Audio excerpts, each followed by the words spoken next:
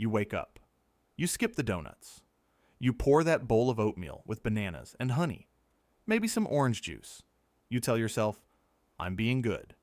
And by 10 in the morning, you're starving again, staring at the vending machine like it owes you money. Sound familiar? Here's the problem. That breakfast you think is healthy? It just told your body to store fat for the next 4 hours. Doesn't matter if it's organic. Doesn't matter if the box says heart healthy or has a picture of a farmer on it. Your pancreas saw that meal, panicked, and basically put your metabolism in lockdown mode. What you eat first doesn't just affect your morning. It programs your entire day, your energy, your hunger, your fat storage.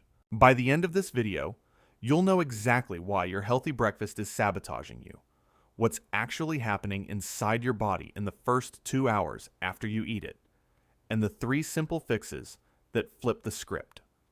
Let's find out from the inside. Let's talk about what you've been told is healthy.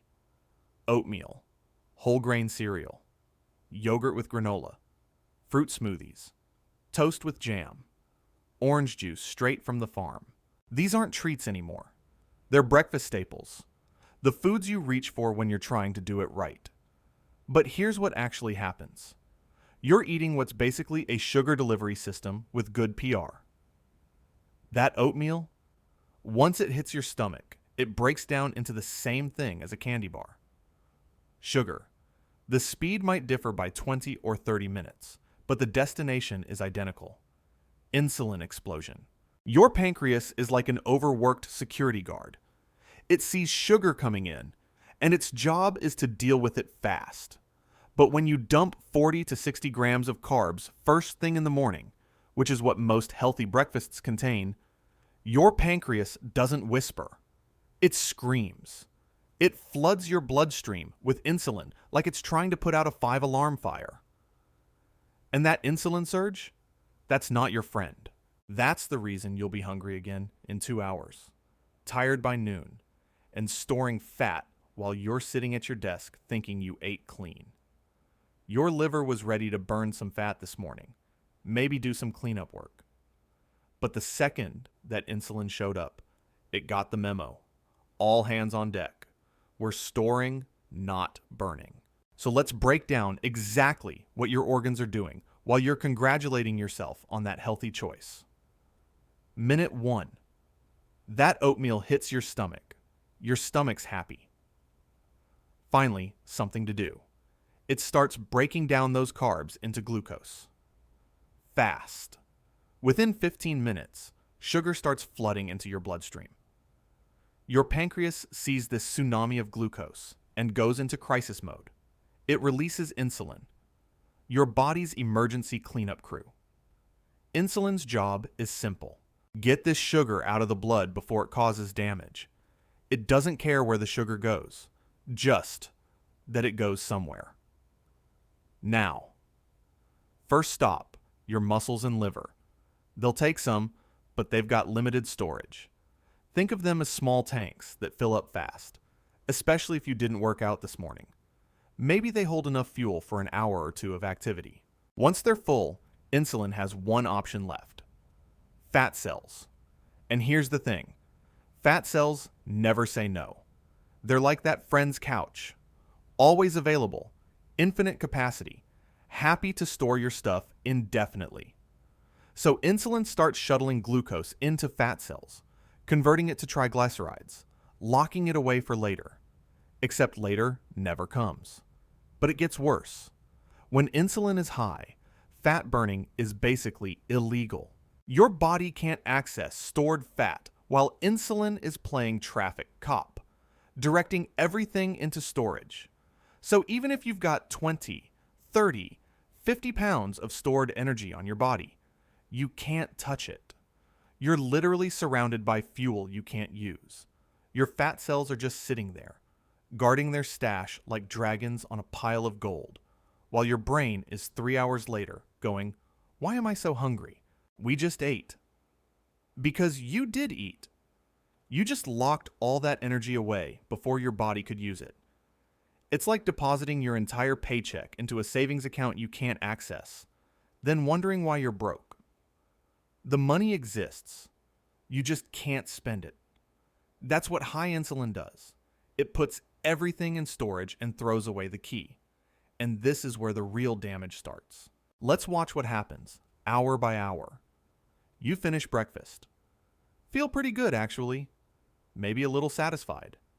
That's the brief moment before the system realizes what you just did.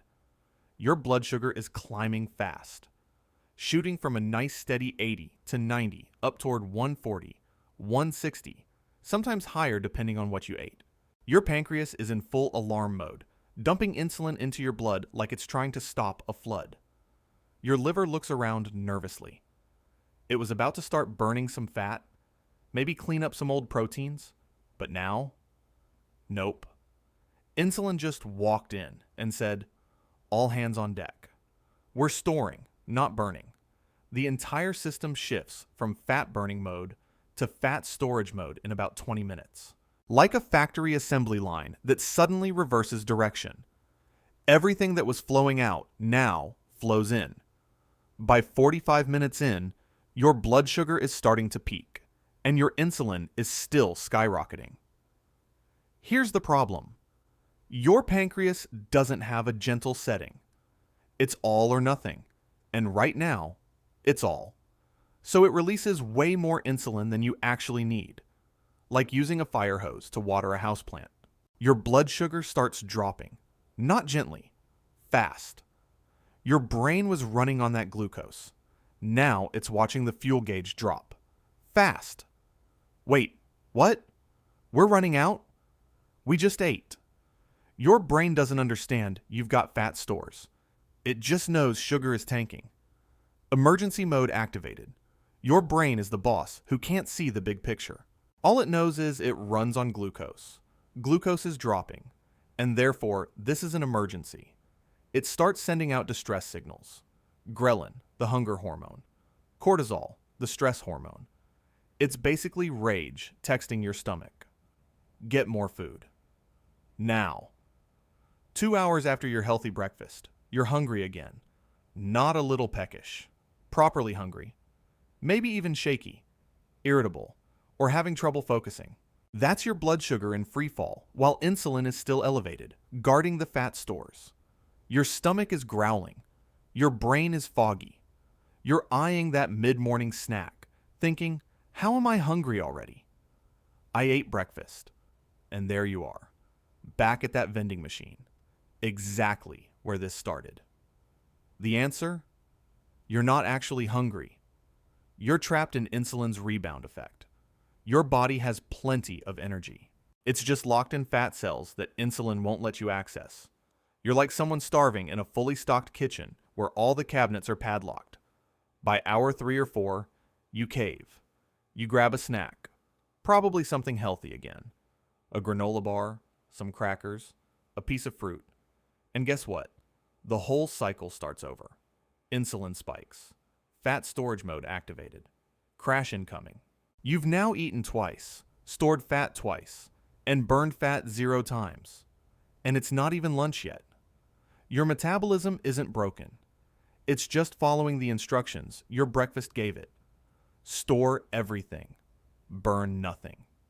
Repeat. So what's actually going on here? Why does your body treat healthy food like a crisis? Here's the truth nobody wants to tell you. Your body doesn't count calories at breakfast. It counts insulin response. And every healthy breakfast you've been taught to eat, oatmeal, cereal, toast, juice, fruit, they all trigger the same massive insulin spike. Some are slower than others by maybe 15 or 20 minutes, but the result is identical. High insulin equals fat storage mode. That's why you can eat 300 calories of oatmeal and be starving 2 hours later, but eat 300 calories of eggs and bacon and coast until lunch. It's not about quantity. It's about what signal you send. Carbs send the storage signal. Protein and fat send the steady burn signal.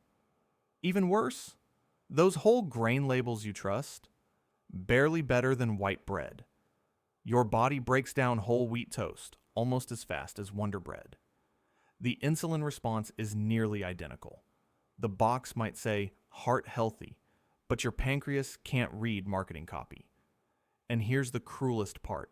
This whole time, you thought you were being disciplined. You chose oatmeal over donuts. You picked yogurt over pastries. You drank juice instead of soda. You did everything the food pyramid told you to do. But that pyramid was built by the people selling you the cereal. Your body isn't broken. You're not weak-willed. You're not failing at discipline. You're succeeding at following instructions that were designed to keep you hungry. When you eat sugar for breakfast, even healthy sugar, your body does exactly what it's supposed to do. Spike insulin, store fat, crash your energy, and make you hungry again. It's working perfectly. It's just working against you. Once you understand this, the fix is simpler than you think. You don't need to suffer. You need to signal differently. If you eat breakfast, make it protein heavy and fat friendly. Eggs, bacon, sausage, Greek yogurt, the plain kind, not the fruit on the bottom sugar bomb, cheese, avocado. You're looking for 25 to 30 grams of protein minimum. This keeps insulin low and steady. No spike means no crash, means no hunger spiral.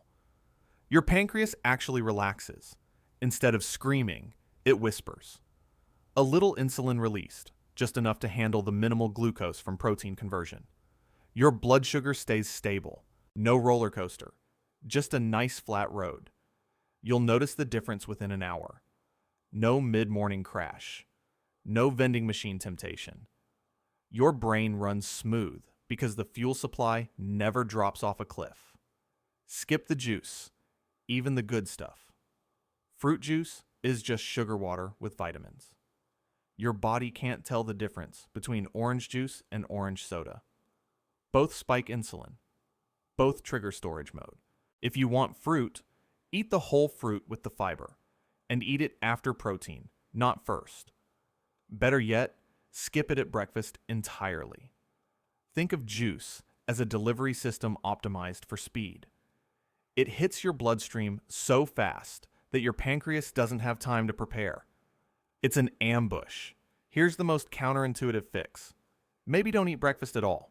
If you're not actually hungry in the morning, if you're just eating because breakfast is the most important meal of the day, you're forcing your body into storage mode when it could be burning fat. That old saying, marketing, turned into a national campaign by cereal companies starting in the 1950s. Breakfast wasn't always mandatory. They made it mandatory. Your body doesn't need food every morning. It needs insulin to stay low so it can access stored energy. If you're not hungry, that's your body saying, I'm good. I'm burning fat just fine. Listen to it. Black coffee or tea is fine. Water with a pinch of salt is great, but the moment you add cream, sugar, or eat anything, the insulin clock starts. Don't do healthy swaps that are still carb heavy. Gluten-free doesn't mean low insulin.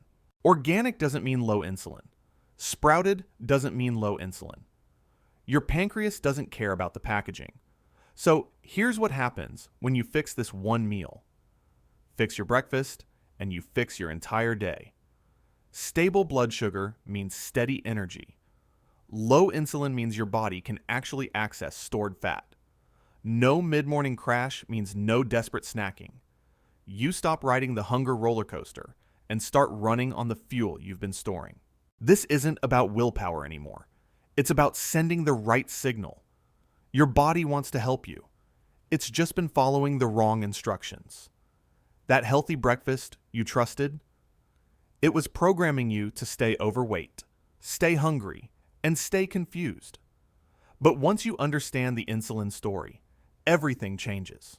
You're not fighting your biology anymore. You're working with it. Your pancreas doesn't need to scream. Your fat cells don't need to hoard. Your brain doesn't need to panic. They just need the right information at the right time. And that information starts with what you put in your mouth first thing in the morning.